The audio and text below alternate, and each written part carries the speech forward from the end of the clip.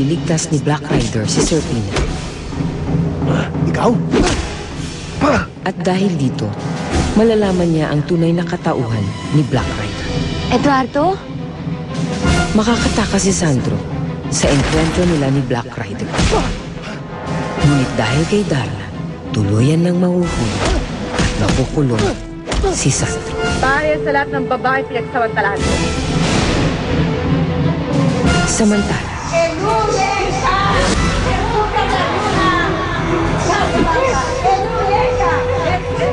nasilayan na ang nakapangingilapot na espiritu ni Helga, ang babaeng demonyo.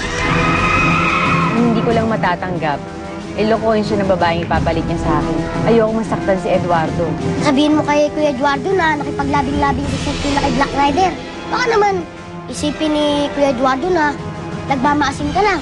Kasabay nito, dumating na ang panahon upang ilabas ni Serpina ang bantang pangalaman. Hindi. Magmula ngayon, ako lang mamahalin ni Eduardo. Ako lang.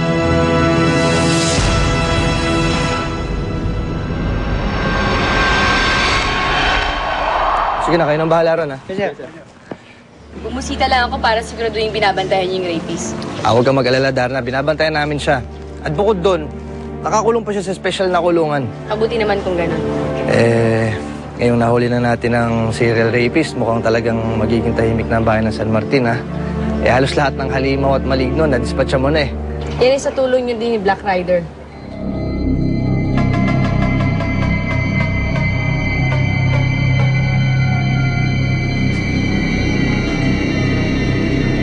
Sandro, natatandaan mo po ba ako?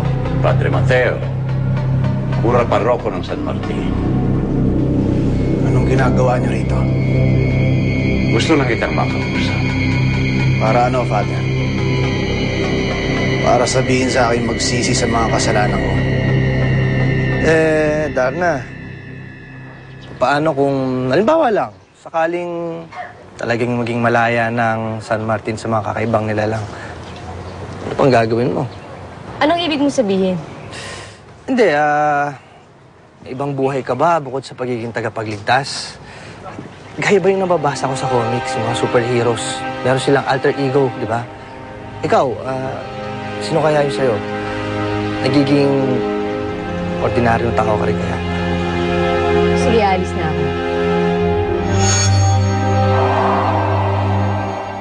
Naniniwala pa rin ako na sa kabila ng lahat ng ginawa mo, may kabutihan pa rin nagkukubli sa kahibutura ng iyong pagkatao. Mali ka, Father. Dahil isa akong halimaw.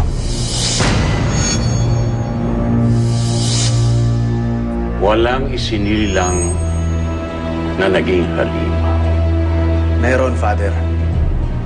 Pero karamihan sa atin, itinatago ito. Tinatanggi. Pero ang halimaw ay halimaw kahit itago pa niya ito. At panahon lang makapagsasabi kung kailan ito ilalabas ang tunay niyang kalikasan. Kung kailan ito ibubunyag ang tunay na kalooban para maghasik ng lagim. Huwag kang nalapit dito! At ako ang buhay na katibayan niyan, Father. Pinilit kong magpakatao, pero kusang lumabas ang tunay kong kalikasan. Pero tanggap ko na. Kaya humanda kayo oras na makalabas ako dito. Dahil magbabayad kayo!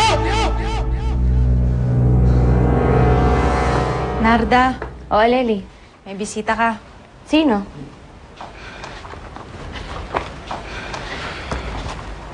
Ako.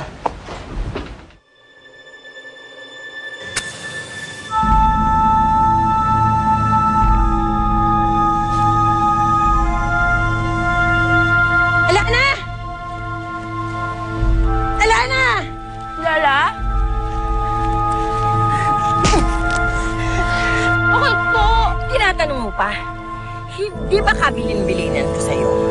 Na pagkatapos ng ritual, itatabi mo lahat ng mga gamit natin? Oo. Ayun! Nagkalat sa harap ng bahay. Sira-sira. Kinalkal ng mga asong ligaw. Dahil nakalimutan mong iligpit. Pasensya na po, Lola. pasensya, ha? Paano na lang yung trabaho natin mamayang gabi? Ano, Narda? Okay ka lang ba? Gusto mo dito lang ako? Hindi, Aleli. Sige na, iwan mo na kami. Okay.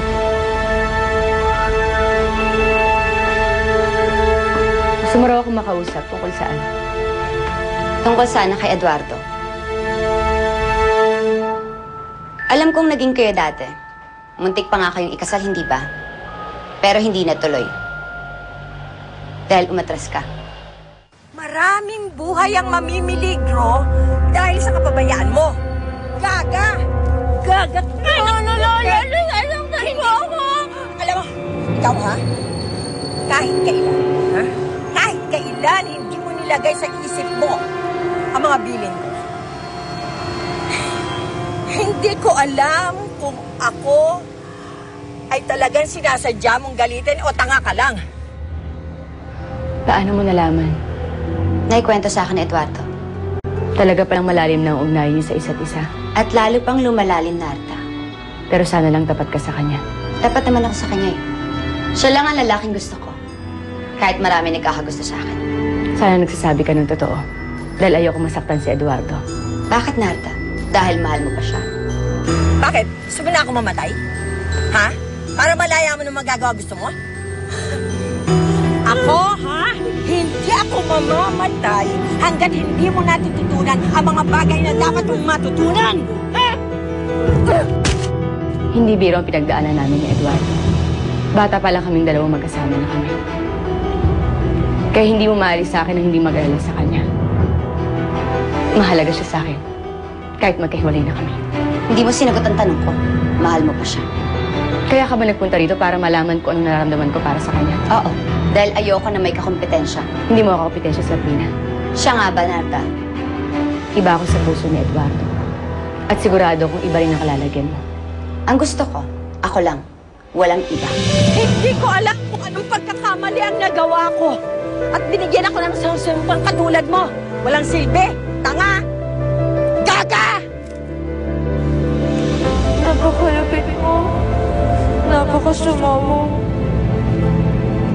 Hindi mo kailangan mag-push sa kanila. Huwag mo akong kausapin. Kapag pinakawalan mo ako dito, ipagtatago kita siya. Hindi ka na niya muling aat-aat o siya.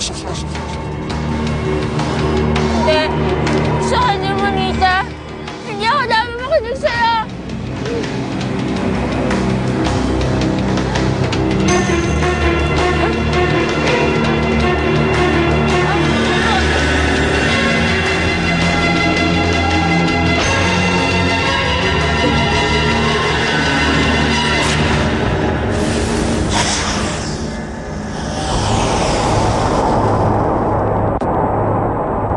Kapag pinakain mo ng kahit ano ang masamang espiritu na kabilang gusto mo kayo, makakawala yan.